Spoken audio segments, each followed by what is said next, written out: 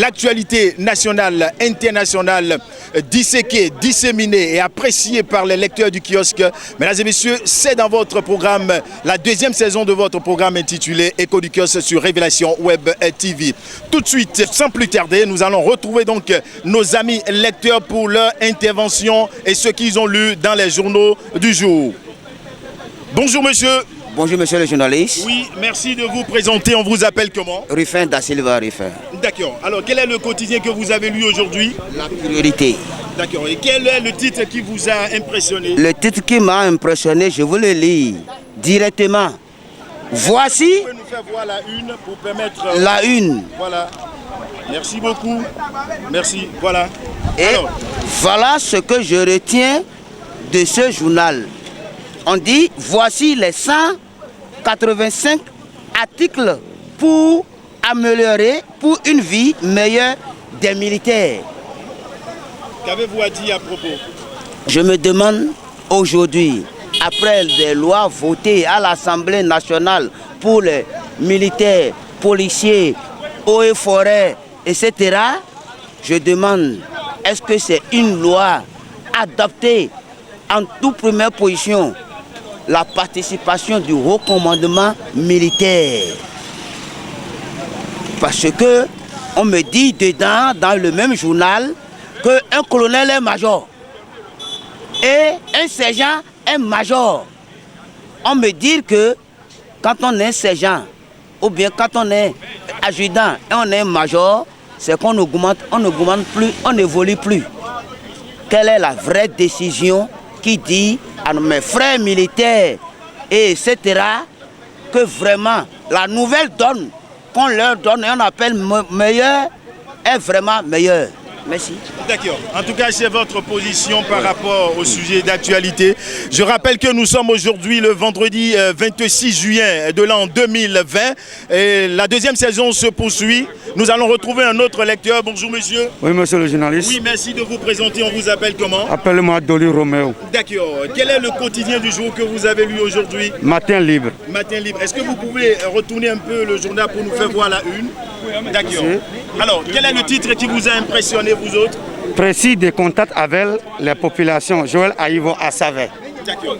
Depuis le samedi passé, Joël Aïvo a pu sortir dans le capital politique Porto Novo pour s'échanger avec les militants et les anciens délégués de la PRD pour pouvoir lancer son présidentiel des élections présidentielles en 2021. Et hier passé, il a été parti à Savet pour raconter le roi de Savet et en plus les jeunes.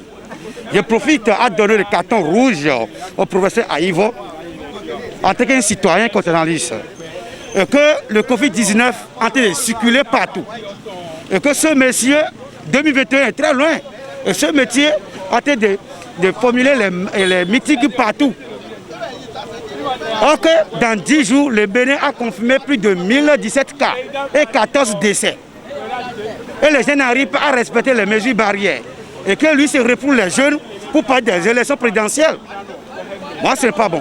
J'ai interviewé le maire de Savet, Denis Chabi, pour interdire ces meetings partout, parce que le Covid-19 est en train de parcourir partout. Pour que les citoyens entreprennent les mesures pour ne pas atteindre ce virus, on doit respecter la distance de 1 mètre. Bon, je ne suis pas à ce lieu que le professeur Joël Aïvo a été parti à Savet. Est-ce que ces jeunes qu'il a rencontrés hier, ils ont respecté les mesures de 1 mètre? Chaque personne a porté ses masques? Je ne sais pas. Donc, j'interpelle le ministre de l'Intérieur, en plus le ministre de la Santé, pour prendre un décret pour interdire ces meetings. Donc, je vous remercie. Merci beaucoup à vous. L'information brute, l'information nationale, voilà, c'est dans votre programme Écho du kiosque. Nous poursuivons notre recherche. Nous sommes à la recherche des lecteurs qui sont positionnés, bien évidemment, de part et d'autre dans ce périmètre-ci. Bonjour monsieur. Bonjour monsieur le journaliste, bonjour mon technicien. Merci beaucoup de vous présenter. C'est monsieur Danton Kayakou. Voilà. Et je viens de lire l'événement précis. Vous allez retourner le journal pour nous faire voir la une rapidement. Ouais. Voilà. Voilà. Ouais. L'événement précis.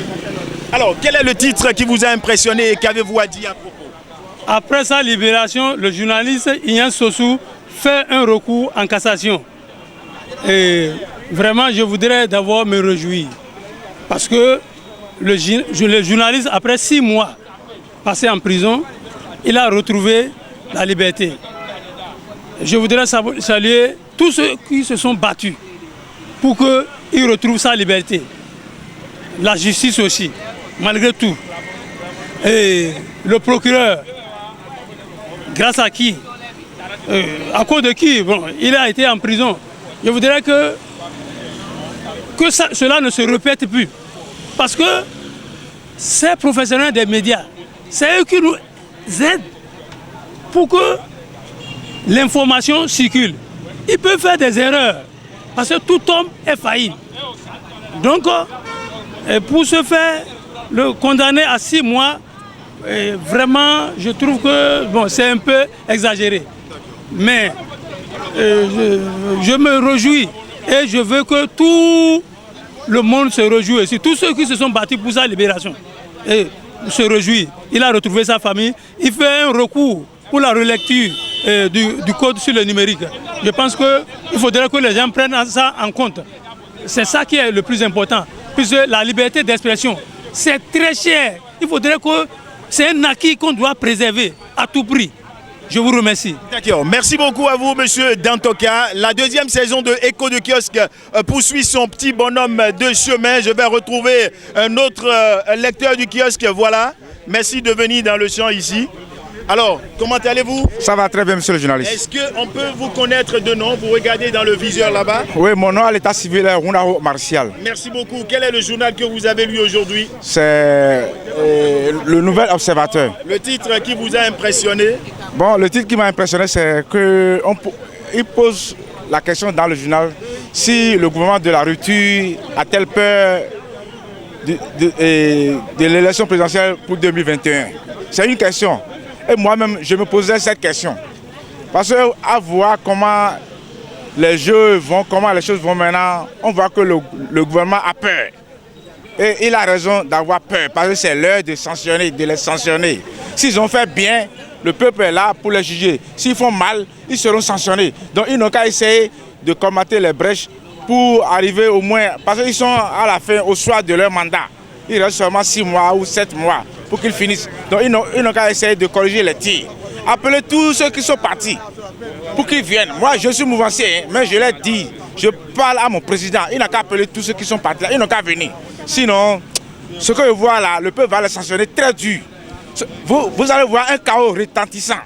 D'accord. Merci beaucoup à vous, monsieur Martial Rondaro. C'est votre en tout cas, avis sur les faits marquants de l'actualité. Martial Rondaro. Merci beaucoup Carré à vous. 17, 25 maisons.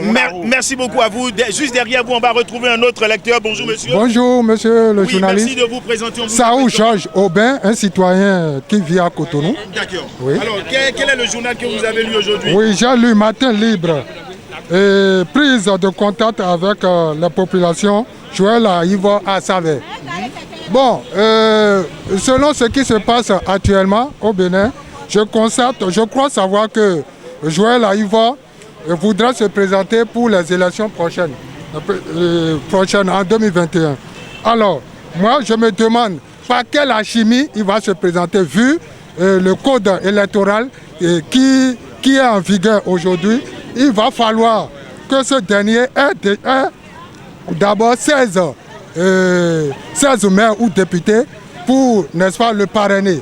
Alors, quand on dit que Joël Ivo serait candidat, là, je ne sais pas comment il va faire pour être candidat. De toutes les façons, je souhaiterais que l'opposition, n'est-ce pas, ait son candidat. Je ne sais pas par quelle alchimie ça va se faire, mais il va falloir que l'opposition ait son candidat pour qu'en 2021, qu'on ait véritablement quelqu'un qui va faire face, n'est-ce pas, au candidat de la mouvance présidentielle. Vous voyez, c'est important pour la suivi, n'est-ce pas, de notre population, pour la suivi de notre démocratie. Je vous remercie. Merci beaucoup à vous. L'actualité nationale et internationale disséquée, disséminée et appréciée par les amis lecteurs du kiosque. En tout cas, mesdames et messieurs, pour le compte de ce vendredi 26 juin de l'an 2020, vous en avez eu suffisamment donc de commentaires. On va se retrouver la semaine prochaine donc pour un autre numéro de cette deuxième saison de votre programme intitulé Écho du kiosque. D'ici là, portez-vous bien et excellent début de week-end à chacun et à tous. Bye bye.